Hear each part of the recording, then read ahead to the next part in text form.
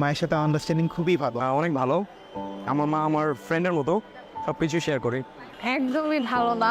Like আমি আমার লাইফের এই পর্যায়ে এসে আমার কাছে মনে হয় যে আম্মু আমাকে মানে যে সাজেশনগুলো দিয়েছে আমার পুরো লাইফে আই থিঙ্ক অনেক ইউজফুল ছিল, বাট এটা হচ্ছে যে মানে আমাদের ওয়ে অফ আন্ডারস্ট্যান্ডিংটা হচ্ছে তেমন একটা ভালো ছিল না। সো দেখা গেছে যে অনেক কিছু মানে মানে আমি হচ্ছে ওইভাবে যেহেতু আন্ডারস্ট্যান্ডিংয়ের প্রবলেম ছিল, আমি হচ্ছে ওইভাবে আর কি ওটা আমার লাইফে নিতে পারি না আর কি। অনেক কিছু আম্মুকে দেখা গেল মানে আমি যদি নাও প্রবেশ করতাম তাহলে উনি অনেক কিছু বুঝে নিতেন। হ্যাঁ, এতে আমার সলিউশন অনেক কিছু উনি দিতেন, কোনো প্রবলেমে পড়লে বা কোনো সাজেশন রিলেটেড হলে উনি ওকে গাইড করতেন। তো এইসব দিক দিয়ে আর কি আম্মুর আন্ডারস্ট্যান্ডিং আমার সাথে ঠিক ভালো ছিল। মানে এক্সট্রা ক্লাস থাকে বা কোনো এক্সট্রা কাজ করা থাকে তখন আর কি মা বুঝতে চায় না যে আমি বের হতে চাই বা মানে এক্সট্রা কারিকুলামের জন্য বেশিক্ষণ বাইরে থাকতে চাই, এগুলো বুঝতে চাই। আমি না বললে তো এমনও বুঝবে না, আর যেগুলো বোঝান সেগুলো সবই বোঝে। মানে ফিউচার নিয়ে, যেমন আমি ফিউচার নিয়ে আমার ফিউচার নিয়ে একটা প্ল্যান করতেছি, বাট মা হচ্ছে আমার জন্য অন্য কিছু ভাবতেছে। বাট এমন না যে হচ্ছে সে খারাপ কিছু ভাবতেছে, মানে তার পার্সপেক্টিভ থেকে সে তার বেস্টটাই ভাবতেছে, বাট আমি আমার পার্সপেক্টিভ আমার বেস্টটা ভাবতেছি। সো এখানে মাঝে মধ্যে দেখা যায় যে একটু গ্যাপ হয়ে যায়। বলতে গেলে আগে হয়তোবা আমি ভাবতাম যে আমার বিষয়ে যে আমার মা বোঝে না, কিন্তু আসলে আমার মা সবই বোঝে। কিন্তু এখন বড় হইতে বিষয়গুলো আমি বুঝছি যে আমি ভাবতাম যে আমি বুঝি না, কিন্তু আসলে মারা সব কিছুই বুঝে। যেমন মা বুঝে কোন ফ্রেন্ডস ভালো বা কে খারাপ। ফার্স্টে আমরা বুঝতে চাই না যে না এই ফ্রেন্ডটা আমার ভালো কিনা খারাপ, আমি ধরি না সে ভালো আছে, দেন আমরা রিয়েলাইজ করি যে মা ওয়াজ রাইট। আমার হচ্ছে পেশেন্স লেভেল খুব কম, সো দেখা যায় যে ঝগড়াঝাটি পর্যায়ে চলে যায়। যেগুলো মা বোঝেন না সেই সময় আমি কোনো কথাই বলি না, আমি চুপ থাকি। চুপ থাকাটাই সবচেয়ে শ্রেয় ওই সময়টাতে। আমি হচ্ছে আম্মুর সাথে সরাসরি কথা বলি সব বিষয়ে। হ্যাঁ, আমি মাকে আসলে যতটুকু বুঝি মনে হয় আমি অনেকটাই বুঝি। আরও বোঝার কি কোনো স্কোপ আছে কিনা আমার মনে হয় জানা নেই। আমি বুঝি, ভালো বুঝি। আমি আমার মাকে কিছু সময় বুঝতে পারি, কিছু সময় বুঝতে পারি না, কারণ মারা খুবই আনপ্রেডিক্টেবল হয়।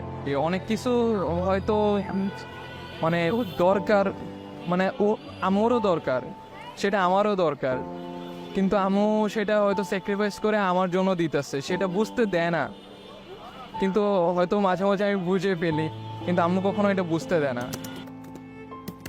আমার কাছে মনে হয় এটা একটা জেনারেশন গ্যাপ। অলসো আমার কিছু প্রবলেম আছে যে আমি অনেক মানে ইমপেশেন্ট অনেক। আমরা একটা জিনিস যতটা নর্মালি নিব তারা হয়তো বা সেই জিনিসটা নর্মালি নেবেন না। সো এর জন্য তাদেরকে ওই ব্যাপারগুলো বোঝানোটা উচিত না, বুঝাইতে যাওয়াটা উচিত না। তাদেরকে তাদের মতো থিঙ্ক করতে দেন, সাইলেন্ট থাকেন। তারা মনে করেন তার ছেলে বা তার সন্তান সেই ছোটোবেলার মতোই খেলাধুলা করে তার আঁচলে তলে গিয়ে তার সাথে খেলাধুলো করবে। আসলে তার বাইরেও তো তার ছেলের একটা লাইফ থাকে। তো এটা ওই সময় হয়তো বুঝতে চান না, বাট কিছুক্ষণ পরে সেটা বুঝে যান। এমনিতে মানে ফেসবুকে যেহেতু ইনফরমেশন দেওয়া থাকে মা ওগুলোতেই আর কি রিসার্চ করে। আমার আম্মু for last couple of years আম্মু অনেক ডিজিটালাইজড হয়েছে, সে বিষয়ে আমার অবদান বলা যায় অনেকেই আছে। অ্যাকচুয়ালি দেখেন, আমরা এই জেনারেশনটা তো সোশ্যাল মিডিয়াতে সাথে খুবই ইউজ টু, বাট ওনারা তো এটার সাথে এতটা ইউজ টু ছোটোবেলা থেকে ছিলেন না, বাট এখন অনেকটা হওয়ার চেষ্টা করছেন। যখন ওনারা বুঝতেন না তখন আর কি আমরা হেল্প করতাম। যেমন তো বল দিচ্ছে, এখন মোবাইলে ফোন দিচ্ছে, বলতে হবে যে হোয়াটসঅ্যাপে দেন বা ফেসবুক রিলেটেড কোনো নিউজ, ভালো ইনফরমেশনগুলো ওনার পর্যন্ত যাতে পৌঁছানো যায়, হ্যাঁ ওইভাবে হেল্প করতাম।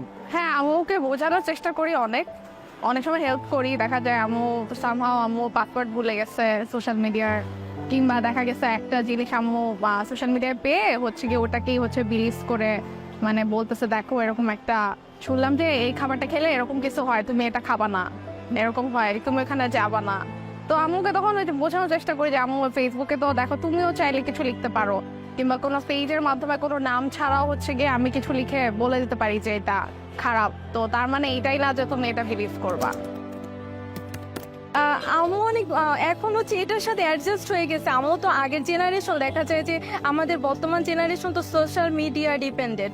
তো আমার আমও হচ্ছে এই ব্যাপারটা অনেক ইজিলি হ্যান্ডেল করে, এবং আমও দেখা যায় অনেক ফেসবুকিং করে, সারাদিন হচ্ছে বিভিন্ন লাইভ দেখে, তারপর আমাকে বলে আয়শা যে এই ড্রেসটা কেমন হয়েছে। আমরা অনলাইনেই বেশি শপিং করি, আমই সব কিছু চয়েস করে দেয়। সোশ্যাল মিডিয়াতে যা দেখে তাই সত্যি মনে করে, এটাই সমস্যা। তো তাকে এটাই বলছি যে সোশ্যাল মিডিয়াতে 90% জিনিসই ফেক হয়। সো ফেক জিনিস দেখে আগেই ইয়া হওয়ার দরকার নেই, এত প্যানিক হওয়ার কিছু নেই। আমাদের সাথে থাকতে থাকতে এইটুকু বুঝছে যে এখানে ভালো আছে খারাপও আছে, ফেক নিউজও আসে অনেক, তো এগুলা সব কিছু আর কি বিশ্বাস করে না এখন। মা হলো এরকম একটা আশ্রয়স্থল, যেমন দিন শেষে পাখি তার নিরে ফিরে যায়, তার সন্তান যত দূরেই থাক দিন শেষে তার মার কোলেই যাবে। মা দিবস বলতে আমার কাছে কিছু নেই, আমার কাছে এভরিডে মা দিবস। আমার মা যতদিন বেঁচে আছে আমার কাছে প্রত্যেকদিনে আমার মা দিবস। সো তার ভ্যালুটা আমি একদিনে আসলে কাউন্ট করতে পারবো না। দিন শেষে একবার হইলেও মাকে জিজ্ঞেস করা উচিত যে কেমন আছো বা দিনটা কেমন গেল। মাদের তো কোনো ছুটি নাই, এটা বলতে গেলে কোনো দিনই নেই।